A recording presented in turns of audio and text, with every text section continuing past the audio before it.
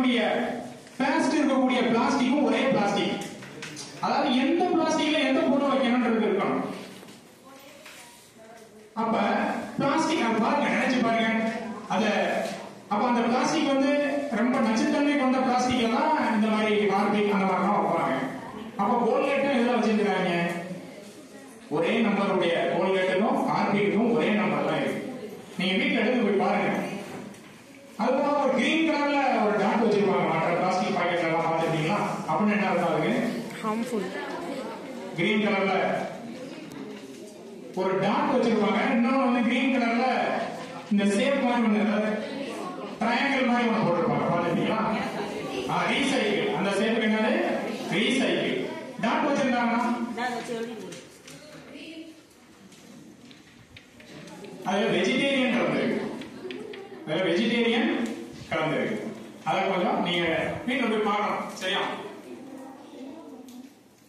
இன்னைக்கு நம்ம இயற்கையை ரொம்ப நாசப்படுத்திக்கிட்டு இருக்கோம். அதுல ஒரு குட்டி கதை அப்படின்னா, ஒரு ராஜா இருக்காரு. அந்த நாட்டுல பாத்தீங்க அப்படின்னா மழை வளமே இல்லாம இருக்கு. அப்ப மழையே இல்லை அப்படின்னு சொல்லிட்டு அந்த ராஜா என்ன பண்றாரு, முனிவர்கிட்ட போய் கேட்கிறாரு, ஐயா நம்ம நாட்டுல மழையே இல்லை, என்ன பண்ணலாம் அப்படின்னு. அந்த முனிவருக்கு, ராஜா நம்ம நாட்டோட வெளியே அந்த எல்லையில ஒரு சிலை இருக்கு, அந்த சிலைக்கு 1000 லிட்டர் பால்ல அபிஷேகம் பண்ணணும் அப்படிங்கிற. 1000 லிட்டர் பாலுக்கு உடனே எனக்கு பதிலா நீ எழுதி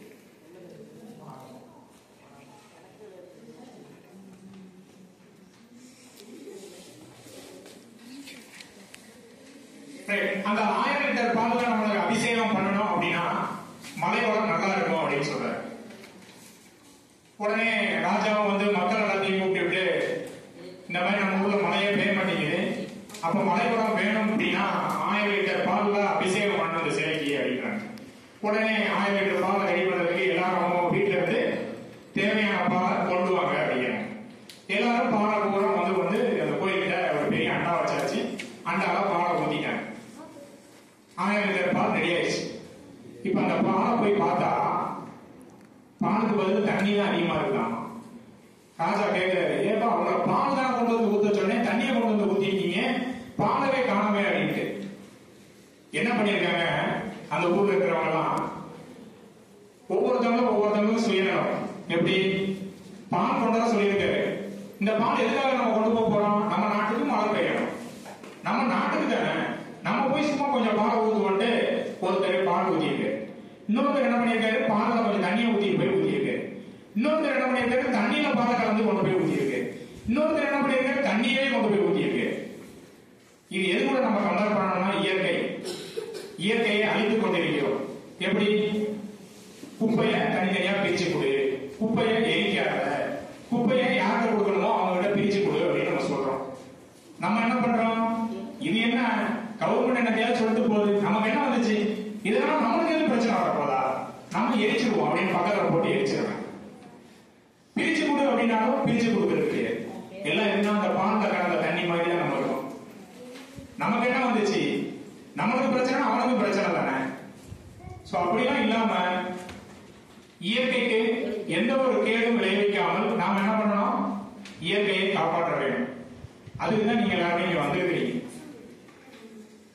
நம்ம முத்துகிருஷ்ணன் சார் அவரெல்லாம் பார்த்தா உண்மையாவே ரொம்ப பொறாமையா இருக்கு எனக்கு.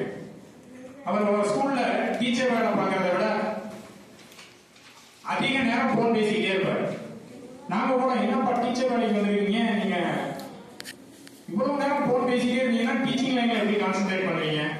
டீச்சிங் லைன்லயும் அருமையா கான்சென்ட்ரேட் பண்ணி ஒரு ஊரை பயங்கர செழிப்பாக்கிட்டு இருக்க அரியலூர் அப்படிங்கிற அந்த ஊர்ல இருக்கக்கூடிய அவருடைய கிராமம், யாருக்குமே தெரியாத ஒரு கிராமத்தை இன்னைக்கு மாசத்துக்கு 2 டைம் 3 டைம் தொலைக்காட்சி பெட்டியில் அவருடைய ஊரை எடுத்து காட்டிக்கிட்டே இருக்காரு.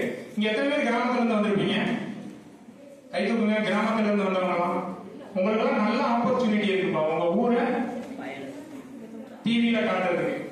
கிராமம் டவுன் என்னைக்குமே ஏதோ ஒரு நிகழ்ச்சி நடந்துகிட்டே இருக்கும், விருதுகளை பத்தி பேசிக்கிட்டே இருப்பாங்க. ஆனால் உங்கள் ஊரை ஒரு நல்ல விஷயத்திற்காக தொலைக்காட்சி பெட்டியில் காட்ட வேண்டும் என்றால் நீங்க உழைக்கணும். சார் 24 மணி நேரமும் போகணும், கையெல்லாம் உட்கார்ந்து எல்லாத்தையும் பேசிக்கிட்டே இருப்பாரு. அசால்ட்டா கலெக்டரேட் அங்க இருக்கக்கூடிய மேலிடத்துல நீ காலையில கூட வந்திருப்பாங்க இல்லையா, மஞ்சள் பை கொடுத்து அவங்க யாரும் தெரியல மஞ்சள் பை கொடுத்தாங்க அப்படின்ற மாதிரி சொன்னாங்க. சோ எல்லாருக்குமே பேசுவார். இருக்கிறது அவர் அரியலூர், நான் இந்த விருதுநகர் மாவட்டத்தில் தான் பிறந்தவன். ஆனா எனக்கு இந்த ஏரியால இருக்கக்கூடிய யாருமே சரியா தெரியாது. ஆனா அவர் அரியலூர் மாவட்டத்தில இருந்து வந்து இங்க வந்து விருதுநகர் மாவட்டத்துல அவ்வளவு நல்லது செஞ்சுட்டு இருக்காரு. உங்களும் கிடையாது, நீங்க எல்லாருமே இது போன்ற இயற்கைக்கு நன்மை விதைக்கக்கூடிய அனைத்து செயல்களையும் நீங்க செய்யணும். அதுபோக உங்களுக்கு தேவையானதெல்லாம் நீங்க யாராவது கலெக்டர்கிட்ட மனு எழுதி கொடுத்திருக்கீங்களா? கலெக்டர்கிட்ட மனு எழுதி கொடுத்திருக்கீங்களா? ஏன் லெட்டர்லாம் உங்களுக்கு சொல்லி கொடுத்துருப்பாங்களே ஸ்கூல்ல எழுதுறதுக்கு, அது எதுக்கு? மார்க்குக்காகவா? ஆமாவா? மார்க்குக்காக கிடையாதுதாங்க, நீங்க தான் அதெல்லாம் எழுதணும். நான் 7th படிக்கும் போது லெட்டர் எழுதி கொடுத்தேன் கலெக்டருக்கு.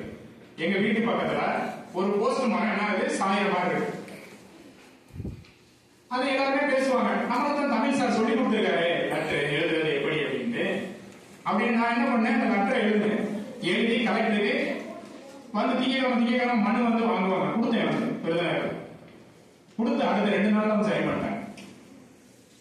இப்ப நான் ஸ்கூல்ல என்ன பண்ணுவேன், ஒவ்வொரு வருடமும், ஆனா அந்த நிகழ்ச்சி நடப்பது கிடையாது. எங்க ஸ்கூல் பஸ் ஸ்டாண்ட்ல, எங்க ஸ்கூல்கிட்ட கேவிஎஸ் ஹையர் செகண்டரி ஸ்கூல்கிட்ட பஸ் நின்று போவாரு. ஒவ்வொரு வருடமும் இந்த லெட்டர் எழுதுனவங்களுக்கு என்ன பண்ண, லெட்டர் எழுத பழக்கணும்ல உங்களுக்கு, யார் யாருக்கு கேவிஎஸ் ஸ்கூல் பக்கத்துல பஸ் நின்று போகணும் அப்படின்றதுக்காக நம்மளுடைய அமைச்சருக்கு, எம்பிக்கு, அதாவது எம்எல்ஏவுக்கு, எம்பிக்கு, சிஎம்க்கு, பிரைம் மினிஸ்டருக்கு, இவங்க எல்லாத்துக்கும் லெட்டர் எழுதுவோம். அது போய் சேர்றதா இல்லையா நமக்கு தெரியாது. ஆனா லெட்டர் எழுதி எனது மாணவர்கள் ஒவ்வொரு ஆண்டும் அனுப்பிட்டு இருக்காங்க. ஆனா இதுவரை நடந்ததில்லை.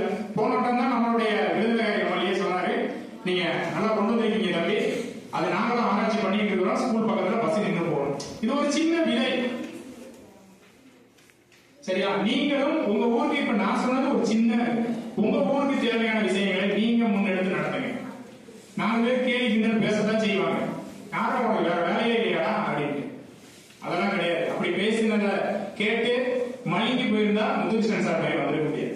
இன்னைக்கு நம்ம விருதுநகர் மாவட்டத்திலையும் அவர் வந்து இயற்கை சம்பந்தமாக அதிகமான ஒத்துழைப்பை இங்க கொடுத்து, இயற்கைக்கு அவர் எப்ப பார்த்தாலும் இயற்கை, அவர் பொண்ணு கூட பாத்தீங்க அப்படின்னா ஃப்ரீயா இருக்கணும். நீங்க அந்த மாதிரி வயசுல இருக்கக்கூடிய பொண்ணுங்க நீங்க எங்கேயாச்சும் போயிருப்பாங்க ஸ்கூலுக்கு. நீங்க ஸ்கூல் இருக்கு, ஸ்கூல் கூட இருந்தாலும் பரவாயில்ல, இயற்கை பத்தி அந்த குழந்தையும் தெரிஞ்சுக்கணும், அந்த குழந்தையும் போட்டு வந்திருக்கு. இயற்கை அவர் வந்து சொல்லுவாரு, சவப்பெட்டி அப்படிப்பாரு. எதாவது அப்படின்னா ஃப்ரிட்ஜ். இது வரைக்கும் நான் ஒரு வீட்டுல ஃப்ரிட்ஜ் வாங்கினது கிடையாது. அவங்க ஒய்ஃப் தான் அவங்களுக்கு தெரியாம வாங்கிட்டாங்க. ஃப்ரிட்ஜ் வாங்க மாட்டேன். ஃப்ரிட்ஜ் என்பது ஒரு சவப்பெட்டி. அதனால நம்மளுக்கு என்ன யூஸ்? கெட்டு போகாத பொருளை வச்சிருக்கோம், வச்சிருந்தா அதை என்ன பண்றோம், கெட்டு போகாம வச்சு வேஸ்ட். ஆக இங்க இருக்கக்கூடிய மாணவர்கள் கட்டாயம் இந்த நிகழ்ச்சிக்கு வந்திருக்கிறீங்க. இளம் பசுமை ஆர்வலர்கள், இயற்கையை காக்க உங்களால் முடிந்த கட்டாயம் உங்களால் பண்ண முடியுமா? மாணவர்களால் முடியாதது எதுவுமே கிடையாது.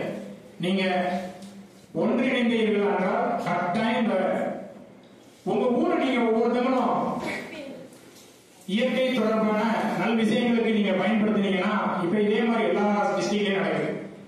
நீங்க ஒவ்வொரு ஊர்ல இருந்து ஒவ்வொரு 5 பேர் சேர்ந்து இந்த மாதிரி நிகழ்ச்சி நடத்தினீங்கன்னா கட்டாயம் அந்த ஊர் முன்னேறும், நாடு முன்னேறும், இயற்கையை நாம் காப்பாற்றலாம். பேசுவதற்கு வாய்ப்பளித்த அனைத்து நல்லவர்களுக்கும் நன்றி.